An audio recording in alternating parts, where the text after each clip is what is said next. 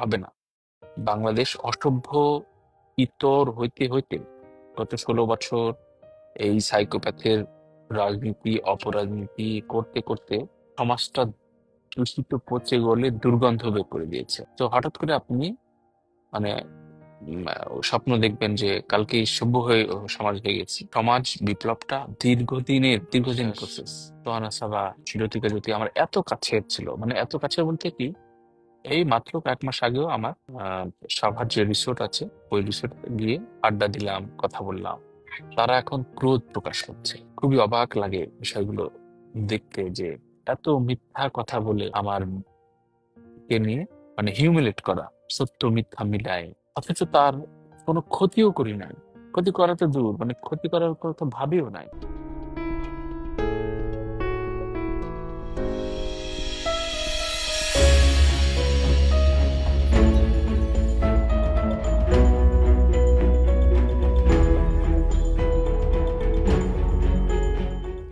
ওকে, অনেক অনেক সালাম শুভেচ্ছা। ফ্লাইট ডিলে, তাই বসে আছি এয়ারপোর্টে, একদম ফাঁকা অনেকটা। আমেরিকান এয়ারলাইন্স এর যাত্রী জেএফকে অর্থাৎ নিউ ইয়র্ক থেকে ডালাস। ভাবলাম যে আপনাদের সাথে গল্প করি। যেই বোধটা মনে হলো, যেই ভাবনাটা জাগলো, যে ধরেন আপনারা প্রশ্ন করতে পারেন যে কোনো কিছু, যেহেতু একটা লেজি টাইম আছি, অনুরোধ জানাচ্ছি আপনাদের। তো ধরেন আমরা এমন একটা সমাজে বাস করি যেখানে আপনি সাদা বা অপেক্ষাকৃত সাদা বা অ্যাশকে আপনি একসাথে ভালোবাসতে পারবেন। ধরেন একটা সাধারণ নাগরিকের নিজস্ব যে থট প্রসেস, সেটাকে আপনি সমর্থন দিতে পারবেন। ধরেন আপনি একই সাথে শ্রদ্ধা করতে চান, শ্রদ্ধায় রাখতে চান বঙ্গবন্ধু এবং শহীদ জিয়াকে, আপনি পারবেন না। তাকে সুশীল বা নানা রকম গালাগালি দিয়ে আপনাকে একটা ব্র্যাকেট বন্দি করে ফেলবে। কিংবা ধরেন একই সাথে আপনি শেখ হাসিনা এবং ইয়াহিয়া খানকে ঘৃণার ঘরে দেখতে চান, একই সাথে, একই পাল্লায়, একই রকম তাণ্ডবলীলা স্বৈরাচার সাইকোপ্যাথ। সো আপনি পারবেন না। এই যে ক্লাসিফিকেশন সমাজ করে দেয়, আপনি আপনার ভাবনার জায়গায় আপনি কখনো স্বাধীন না, বা সেই ভাবনাটা প্রকাশ করার ক্ষেত্রে কখনো স্বাধীন না। আপনি আপনার জায়গায় থেকে বললেন যে উম, আমি অবশ্যই ছাত্র আন্দোলনের প্রকটভাবে সমর্থক, জুলাই বিপ্লবের একেবারে একই সাথে একাত্মতা হয়ে রয়েছি, কিন্তু আমি একইভাবে যেমন সাইকোপ্যাথ হাসিনাকে ঘৃণা ভরে অবজ্ঞা বা তাকে আমি ডিনাই করতে চাই, একইভাবে বঙ্গবন্ধুর যে কাজ, বঙ্গবন্ধুর যে অবদান এবং শহীদ জিয়া, জেনারেল ওসমানী, ভাসানী, শেরেবাংলা ফজলুল হক বা যে চার নেতা, এই সবাইকে শ্রদ্ধাভরে রাখতে চান, আপনি পারবেন না। আপনাকে নানান ভাবে সুবিধাবাদী, সুশীল মুশীল এসব বলে বলে আপনাকে হিউমিলেট করবে, আপনার কাছে মানুষরাই করবে। আমি আমার নিজের অভিজ্ঞতা থেকে বলি। ধরেন আমি বেশ কয়েক মাস ধরে আমেরিকা রয়েছি। আমেরিকা আমার খুব কাছের বড় ভাই।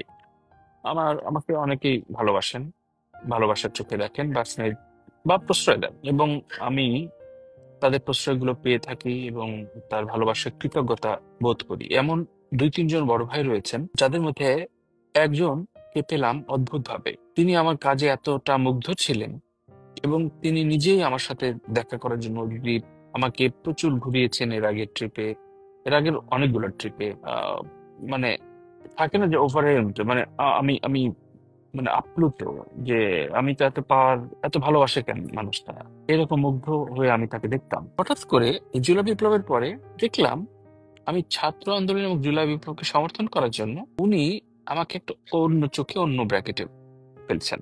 অর্থাৎ তার মুগ্ধতাটা একান্তই নিজের মনে করে, যে আমি যা পছন্দ করি এইটা যতটুকু পছন্দ করেন অন্য মানুষ, সেভাবে আমি তাকে ভালোবাসবো। তার মানে আপনিও রেসিস্ট, আপনিও বর্ণবাদ, আপনিও অন্যের মতকে সহ্য করতে পারেন না। কে তো কথা হলো। অথচ এই মানুষটা, যে মানুষটার কথা বলছে, আমি তাকে শ্রদ্ধায় রাখি বলে তার নামটা বলছি না, বলাটা উচিত হবে না পাবলিকলি। এই মানুষটা নানান সাম্যবাদের কথা বলে, সারাক্ষণ সারাক্ষণ বলবে যে অন্যর সকল থট প্রসেস, অন্যের ভাবনাগুলোকে আমাদের সমর্থন করা উচিত। ইগনোর করি, কিন্তু তাকে বলতে দিই, তার সাথে চলি, এক টেবিলে বসে তর্ক করি, এই ধরনের কথা অদ্ভুত সুন্দর লাগবে, যেটা একদম হিউম্যান বিং এর হওয়া অ্যাপ্রোপ্রিয়েট।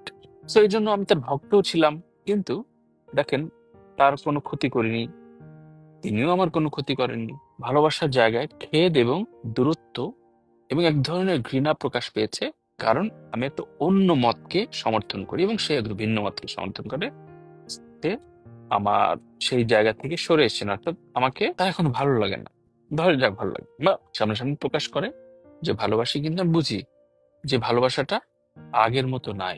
তো আমি আসলে অবাক হই যে কোনো ব্যক্তিগত ক্ষতি কিন্তু কারোর করা লাগে না। আমি তাকে ভীষণ শ্রদ্ধা ভরে তিনি ঢাকায় গিয়েছেন, তাকে বেস্ট হসপিটালিটি দিয়েছি, একইভাবে আমি শ্রদ্ধায় রাখতে চাই। কিন্তু তিনি সরে এলেন। একজন কমেন্ট করেছে, আমি একটু পড়ি। পাবাইয়া রহমান: আমরা কি আসলে কোনো সভ্য সমাজে বাস করছি? এই স্বাধীনতাই কি আমরা চেয়েছিলাম? এতদিন দেশটাকে ছেড়ে দিতে চাইনি, এখন ভাবতে হচ্ছে। শোভা আক্তার: এই মুহূর্তে মনে করছে মোটেও না। দেখুন, স্বাধীনতা, সভ্য সমাজ, এগুলো মানে আপনি রাতে ঘুমাবেন আর সকালবেলা চলে আসবে, এটা না, এটা হবে না।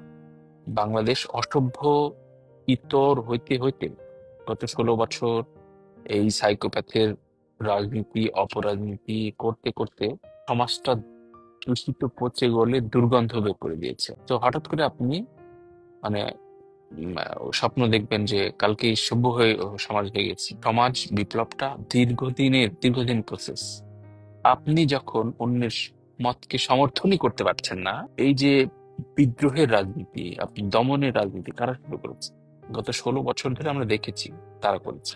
কিন্তু সেটিকে সংস্কার, সেটিকে একটা সাম্যবাদের জায়গায় আমাদের যে প্রত্যাশার জায়গা ছিল, সেটি এই সংস্কারবাদীরা করলেন না বা করছেন না, সেটা আমরা দেখতে পাচ্ছি। তাই মন খারাপের কারণ হয়ে দাঁড়িয়েছে। কিন্তু তার মানে এই না যে আপনি পুরনো সেই সাইকোপ্যাথ লিগেসিকে আপনি সমর্থন করেন। সুলতান আফরোজ মুন্নি: ছাত্র আন্দোলন আমরাও করেছি, তার মানে এই নয় দেশ মানুষের ঘর বাড়ি পোড়ানো হবে, জ্বালাও পোড়াও তাদের নীতি। আচ্ছা, এটাকে মোটা দাগে আপনি বিভিন্নভাবে ব্যাখ্যা করতে পারেন, কিন্তু আমার যে টপিকটা আজকে, সেই টপিকটা হচ্ছে আপনি একটা দলের মাইন্ডসেটে বসে কথা বলছেন, আমি একটা ভাবনার মাইন্ডসেটে বসে আপনাকে কথা বলছি। কেউ কাউকে সমর্থনের জায়গায় আনতে আনতে পারছি না। আমি রূপকথা বলছি যে কি হতো যে আওয়ামী লীগের যারা, সবাই তো খারাপ না, যারা ক্ষতিকর, যারা সত্যিকার অর্থে এই হত্যা যজ্ঞের সাথে জড়িত, তাদের বিচার করে দিতেন, ইনক্লুডিং শেখ হাসিনা। এরপরে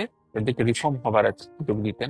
আওয়ামী লীগ, বিএনপি, জামাত ইসলাম থেকে শুরু করে সকল রাজনীতিবিদরা একসাথে একটা নির্বাচন, যে নির্বাচন ভোটটা আমরা দিতে পারিনি, এই ভোটের রাজনীতি আমরা দেখতে পেতাম।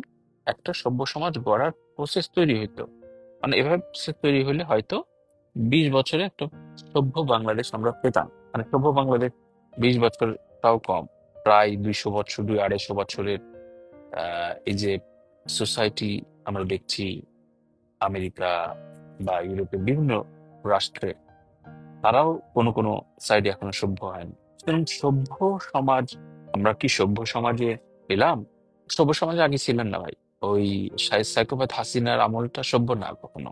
আমি আবরার ইস্যুতে স্ট্যাটাস দিয়েছি, সেই যখন তাকে হত্যা করা হলো, আমার 2-3টা স্ট্যাটাস মুছতে হয়েছে, 1-2টা স্ট্যাটাস রূপকর্তা এখনো আছে। এরকম নানান ইস্যু, সেগুলো বলতে চাই না। কিন্তু এখন দেশে যে মৌবাদের উত্থান, আপনি বিশ্বাস করেন আজিজুল হক শিকদার, উত্থান পতন নানান রকম যে প্রক্রিয়ায় আপনারা ব্র্যাকেট বন্দি করছেন, তার আগে আমার বক্তব্য হচ্ছে আমরা আসলে এই বিদ্রোহের রাজনীতি, এই যে আরেকজনকে শেষ করে দেবে, এই রাজনীতিটা পথিকৃৎ হচ্ছেন শেখ হাসিনা। এই রাজনীতির এই এই অপরাজনীতির পথিক, এই রাজনীতি পচে গলে নষ্ট করে দিয়েছে শেখ হাসিনা। সুতরাং তাকে অ্যাড্রেস করতে হবে। সো বিভিন্ন ইস্যুতে, বিভিন্ন ভুলের ইস্যুতে, ডক্টর মোহাম্মদ ইউনূস এবং উপদেষ্টা পরিষদের নানান ভুলের ইস্যুতে আপনারা বারবার, আগেই ভালো ছিলাম যে এই কথাটা বলেন, এটা হাস্যকর। তার মানে আপনারা ভুল স্বীকারটা করছেন না। আপনারা যে হত্যাযজ্ঞ করছেন, নানান রকম ন্যারেটিভ দিচ্ছে আমাদের, দেখলাম যে আমাদের বেশ কিছু রিভার্স ন্যারেটিভ দেবার মানুষরা, তাদের শুধু বড় ভাইদের বলতে চাই, বড় আপাদের বলতে চাই, এই যে এক স্যার একটা মারি একটাই সরে, এই যে এই কথার ভেতরে, একজন স্বরাষ্ট্রমন্ত্রীর সামনে কথার ভেতরে কত ভয়ানক দানব বাস করে, আপনি এটাকে অ্যাড্রেস করেছেন? করেননি। আপনি এটা সরি ফিল করেননি, আগে সরি বলেন, আগে মাপ চান, আগে এটা ঠিক আছে, কিন্তু এটার জন্য 1000 বার মাপ চান। আরাফাত যখন বলল যে হাজার হাজার গুলি আছে, এটা গুলি কয়েক মাসে শেষ হবে না, মানে কি? আপনি শেষ করে দিতে চান। এই ভায়োলেন্স এই অসভ্য কথা আগে মাপ চান জাতির কাছে, অথবা আমাদের শেষ করে দিতে চাচ্ছেন। মানে তার সামনে জনগণ না, তার সামনে নিজের দেশের মানুষকে শেষ করে দিতে চাচ্ছেন, এবং প্রচুর গোলাগুলি আছে সেটা প্রকাশ্যে বলছেন। এবং শেখ হাসিনার কথা তো বাদই দিলাম, নানান ভাবে কটাক্ষ করে, নানান ভাবে আহ, তার মানে সাথে রাজনীতিবিদদের যে ধরনের দমন করার চেষ্টা করেছেন, এই পথিকৃৎ। তো এই জায়গাটা শামীম মজুমদার মুন্নি কি করে না, এই হাসিনা কোন পাপটা সে করে না, এত প্রমাণের পরেও যারা ওনার জন্য মায়া করে রাখেন তারা ফেরানো, এবং একদম অনেকটা তাই। সুতরাং যে কোনো কিছু, যে কোনো ইস্যুতে, যে কোনো ভুলের, ধর একটা সরকার তো চলমান, চলতে চলতে অনেকগুলো ভুল করবে, অন্যায় করবে, সেগুলো সমালোচনা হবে, আমরাই সমালোচনা করবো। কিন্তু তার মানে এই না যে ভাই আপনারা সাইকোপ্যাথের আমলে ভালো ছিলেন। তো এই জায়গাটা অ্যাড্রেস করতে হবে। আপনারা এই বাংলাদেশের রাজনীতিটাকে শেষ করে দিচ্ছেন। সুতরাং কি সভ্য দেশে ছিলাম, কি সভ্য অসভ্য দেশ হয়ে গেল। সভ্য দেশ ছিল না 16 বছর, 16 বছর নির্মম গুমোট একটা দেশ ছিল। আজ দেশে বসে বড় বড় কথা বলছেন, প্রকাশ্যে কথা বলতে পারছেন, অনেকে উন্মুক্ত ভাবে কথা বলতে পারছেন। এটা ভাবতেও পারতেন না, এটা বলা তো দূরের কথা, ভাবতেও পারতেন না। সেই জায়গা থেকে আপনারা এমন এমন কিছু বলা শুরু করেছেন যে কনস্পিরেসি আগে শুনতাম শব্দটা, এখন ওপেন। তো আমি আবার প্রথম কথা আসি, আপনি মূলত একই সাথে বঙ্গবন্ধু এবং শহীদ জিয়াকে ভালোবাসতেই পারেন, আমি বাসি, আমি শ্রদ্ধায় রাখি। একই সাথে বঙ্গবন্ধু এবং শহীদ জিয়ার অবদানকে আমি স্বীকৃতি দিতে চাই, সেলিট দিতে চাই, সমর্থন দিতে চাই এবং শ্রদ্ধা রাখতে চাই। একই সাথে একই রকম ঘৃণা প্রকাশ করতে চাই ইয়াহিয়া খান এবং শেখ হাসিনাকে, একই রকম। বরঞ্চ ইয়াহিয়া খানের আমলটা আমার দেখা নাই, শেখ হাসিনাকে আমি প্রথম তীব্র ঘৃণা করতে চাই। ঠিক একইভাবে 75 যেমন আমার দেখা নাই, সে কারণে তার সমালোচনার জায়গাটা আমি রাখতে পারছি না। বাট বঙ্গবন্ধুকে আমি আমার জায়গায় রাখতে চাই, আমি নাগরিক হিসাবে। এই এই চাওয়াটা আমার চাওয়া। এখন আপনি আমার চাওয়াকে ভুল, অমুক তমুক, এই ওই সমাজ আপনাকে নিজের চাওয়ার মতো থাকতে দেবেন। তো আগে এই ফ্রিডমটার অ্যাড্রেস করেন, এই ফ্রিডমটা অ্যাকসেপ্ট করেন, তারপরে বলেন আপনি সভ্য না অসভ্য, কোন দেশে বাস করছেন। সুতরাং সত্যি সভ্য সমাজ, সভ্য দেশ তো আরো বড়, সভ্য পরিবার, সভ্য বন্ধু মহল, বন্ধুত্ব আগে তৈরি করেন। যে আপনি 4 জনের সাথে মেশান, ধরেন 4 জন 4 রকম হবেই। কেউ পিজা পছন্দ করবে, কেউ ভাত পছন্দ করবে, কেউ বার্গার খেতে চাবে, কেউ ছোলা বুট খাইতে চাইবে। কিন্তু আপনি বলে ফেলছেন ছোলা বুট একটা ফকিন্নির বাচ্চা, ফকিন্নি খায়, ছোলা বুটওয়ালারা আবার পিজা বুট, তুই শালা এলিটের বাচ্চা, এলিট তুই, উম, কি জানোস খাওয়া দাওয়া, তুই বুঝিস না। এই অবজ্ঞার বিষয়গুলো শেষ করলাম।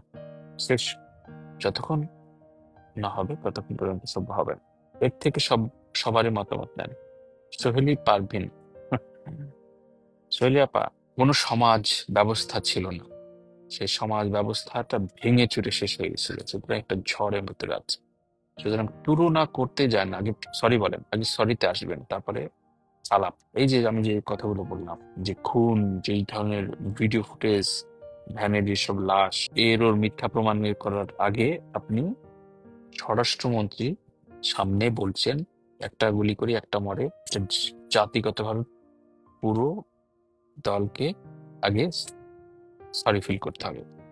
যে এটা কিসের ইঙ্গিত, কিসের ইঙ্গিত শুধু ব্যাখ্যা করা। সেই জায়গা থেকে আমি মনে করি যে সভ্য হয় কখন, আমি যখন আপনার সাথে ভুল করব, অন্যায় করব, তখন বলার চেষ্টা করব। হয়তো সামাজিক ভাবে কেউ কেউ বলবে না, কিন্তু ভেতর ভেতর একটা অনুতাপ, অনুতাপ যে শব্দটা, অনুতাপ থাকবে। কিন্তু অনুতাপহীন হয়ে দমন পীড়নের রাজনীতি করার পরে, অনুতাপহীন হয়ে দম্ভ যখন আপনি দেখাবেন, তখন আপনি আরো ধ্বংস হবেন। আপনি আরো ধ্বংস হবেন আপনার সামনের মানুষগুলোকে নিয়ে। আমি আবারও নিজেকে ক্লিয়ার করতে চাই বলে আজকে লাইভটা শেষ করি। আমি সত্যিকার অর্থেই বঙ্গবন্ধুকে ভীষণ শ্রদ্ধায় রাখি, ভীষণ।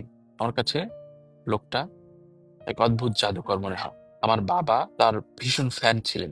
আমার একটা গল্প আছে, শহীদ জিয়া, একে ফজলুল হক, ভাসানীকেও তো অ্যাড্রেসই করেন। সো সাম্য অবস্থান, সকল সকলেরই কম বেশি ক্ষুদ্র বৃহৎ অবদান থাকে একটা দেশ গড়াতে। সবাইকে অ্যাড্রেস না করা পর্যন্ত, সবাইকে সম্মানে না রাখা পর্যন্ত আমরা কখনো সভ্য সমাজের গাড়িতে চড়তেই পারবো না। এই গাড়ি অনেক দূরে আছে। আমি একই সাথে ঘৃণা ভরে ঘৃণা জানাতে চাই ইয়াহিয়া খান এবং শেখ হাসিনা।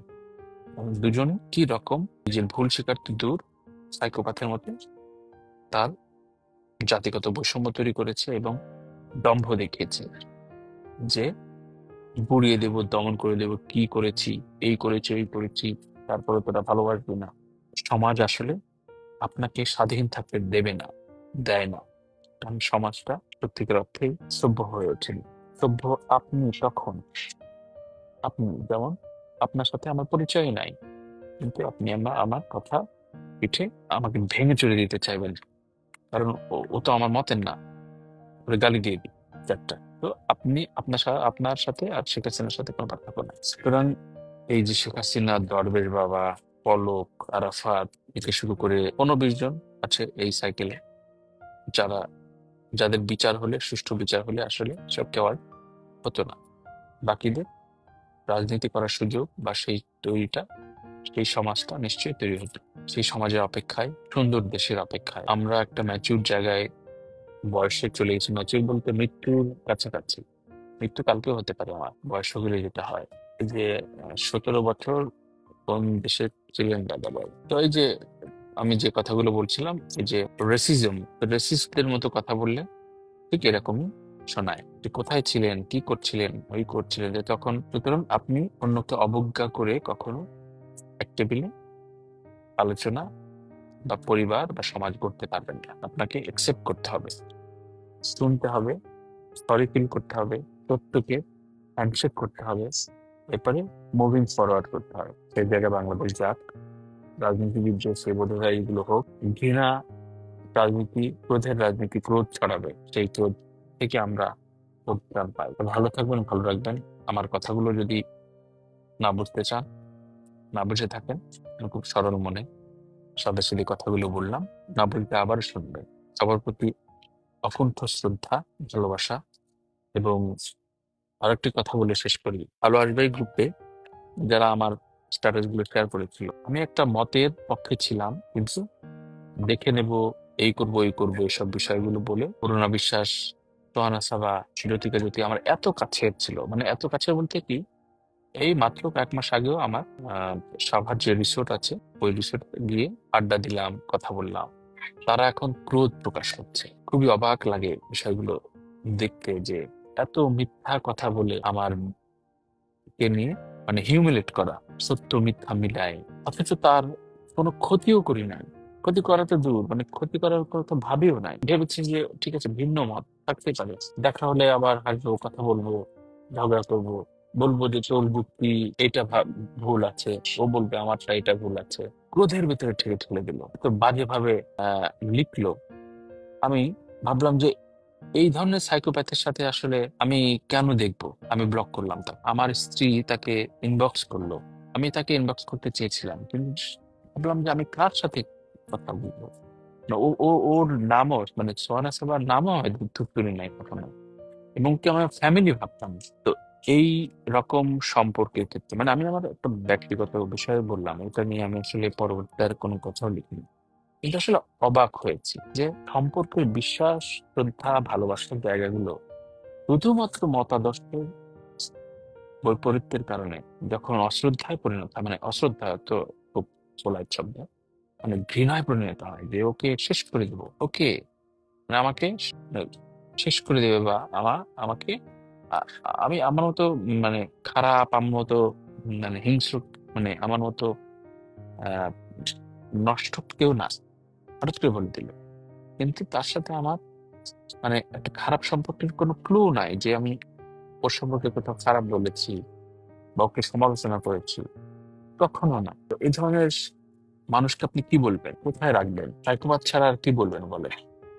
ধরেন আপনাকে আমি হঠাৎ করে গালি দিলাম, আপনার সাথে আমার কোনো বিবাদ হয়নি, আপনার বউ বা স্বামীকে ভাগা নিয়ে যায়নি, বা জমি দখল করি নাই, আপনার ঘরে চুরি করি নাই, আপনার টাকা মেরে খাই নাই, আপনার সম্পর্কে বাজে কোনো স্ট্যাটাস দেই নাই, হাসিমুখ সম্পর্ক, হঠাৎ করে কি হলো, সে ভিন্ন মত আওয়ামী লীগের দালালি করতে গিয়ে আমাকে নানানভাবে হিমলেট করে ফেলে। আর বোঝাতে হোক, নিশ্চয়ই আমি মানুষ বলে মানুষ দাবি করছি, কারণ আমি ফেরেশতা না। মানে মানুষের এখন বিপদ যে চারপাশে এত ফেরেশতা দেখছি, এখনো মানে অবাক করার মানে অবাক, ধাক্কা লাগার মতো অবাক করার লাগে। এই জন্য যে তার ক্ষতি করা তো দূর, ক্ষতি চাই নাই, এই মানুষগুলো যখন এই ঘৃণা প্রকাশ করে, তখন সত্যি মনে হয় যে আপনাকে আমি মানুষ ভাবতাম, আপনাকে আমি মানুষ ভাবতাম, আমি মানুষ হওয়ার চেষ্টা করি বলে আপনি আজ কেউ যদি কোনো বিপদে পড়েন, যদি কোনো প্রয়োজনে আসতে পারি, আমি আপনার পাশে দাঁড়াবো নির্দ্বিধায়, নিঃস্বার্থভাবে। আমার ভুল ক্ষমা করবেন সবাই। কারো ক্ষতি করলে তাদের সাথে আমার সরি বলার মানে সেই শিক্ষাটা আছে, এবং কেউ আমার উপকার করলে তাকে আমি কৃতজ্ঞতা ভাবে স্মরণ করি, স্মরণে রাখি, প্রকাশ করি উন্মুক্ত ভাবে।